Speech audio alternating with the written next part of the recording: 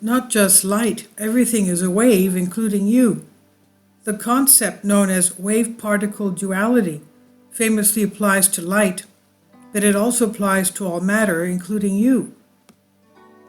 The key takeaways: quantum physics has redefined our understanding of matter. In the 1920s, the wave-particle duality of light was extended to include all material objects from electronics to you. Cutting-edge experiments now explore how biological macromolecules can behave as both particles and waves.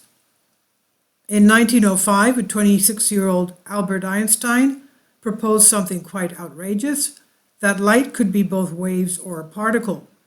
This idea is just as weird as it sounds. How could something be two things that are so different? A particle is small and confined to a tiny space, while a wave is something that spreads out. Particles hit one another and scatter about. Waves refract and diffract. They add on or cancel each other out in superpositions. These are very different behaviors. Hidden and translation. The problem with this wave-particle duality is that language has issues accommodating both behaviors coming from the same object. After all, language is built of our experiences and emotions, and of the things we see and feel. We do not directly see or feel photons. We probe into their nature with experimental setups, collecting information through monitors, counters, and the like. The photon's dual behavior emerges as a response to how we set up our experiment. If we have light passing through narrow slits, it will diffract like a wave. If it collides with electrons, it will scatter like a particle. So in a way, it's our experiment, the question we're asking, that determines the physical nature of light. This introduces a new element into physics, the observer's interaction with the observed. In more extreme interpretations, we could also almost say that the intention of the experimenter determines the physical nature of what is being observed. That the mind determines physical reality. That's really out there. But what we can say for sure is that light responds to the question we're asking in different ways. In a sense, light is both wave and particle, and it is neither. That brings us to Bohr's model of the atom, which we discussed a couple of weeks back. His model pins electrons orbiting the atomic nucleus into specific orbits. The electron can only be in one of these orbits, as if it's set on a train track. It can jump between orbits, but it cannot be in between them. How does that work exactly? To Bohr, it was an open question. The answer came from a remarkable feat of physical intuition, and it sparked a revolution in our understanding of the world. The wave nature of a baseball. In 1924, Louis de Broglie, a historian turned physicist, showed quite spectacularly that the electron step-like orbits in Bohr's atomic model are easily understood if the electron is pictured as consisting of standing waves surrounding the molecules. These are waves which, much like one sees when we shake a rope when it's attached to the other end. In the case of the rope, the standing wave pattern appears due to the constructive and destructive interference between waves going and coming back along the rope. For the electron, the standing wave appears for the same reason, but now the electron wave closes on itself like an Ouroboros, the mythical serpent that swallows its own tail. When we shake our rope more vigorously, the pattern of standing waves display more peaks. An electron at high orbits corresponds to a standing wave with more peaks.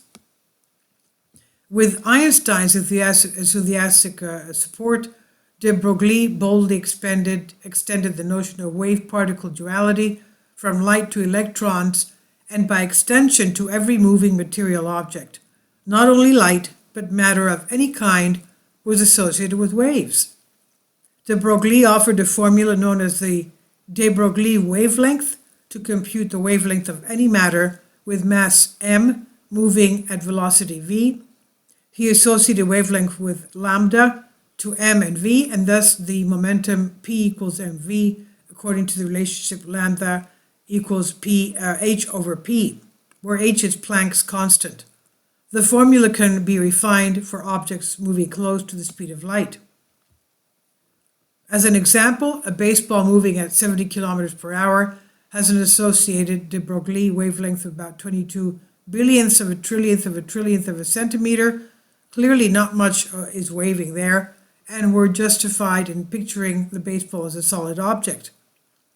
In contrast, an electron moving at 1/10 the speed of the light has a wavelength about half the size of a hydrogen atom, more precisely, half the size of the most probable distance between an atomic nucleus and an electron at its lowest energy state.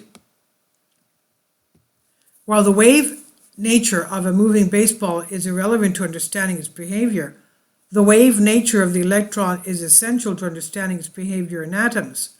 The crucial point, though, is that everything waves: an electron, a baseball, and even you.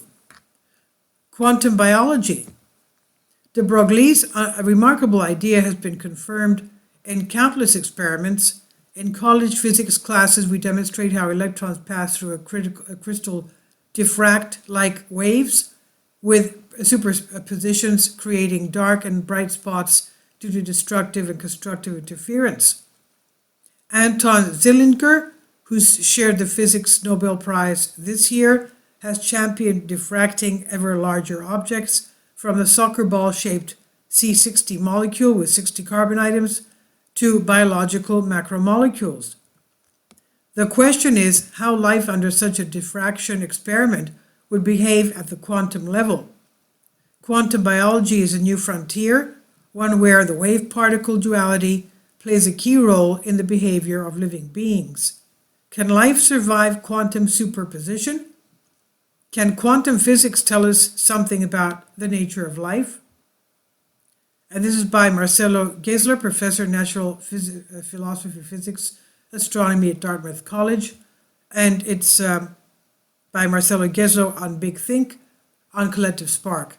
Please leave your comments, and thank you for your support.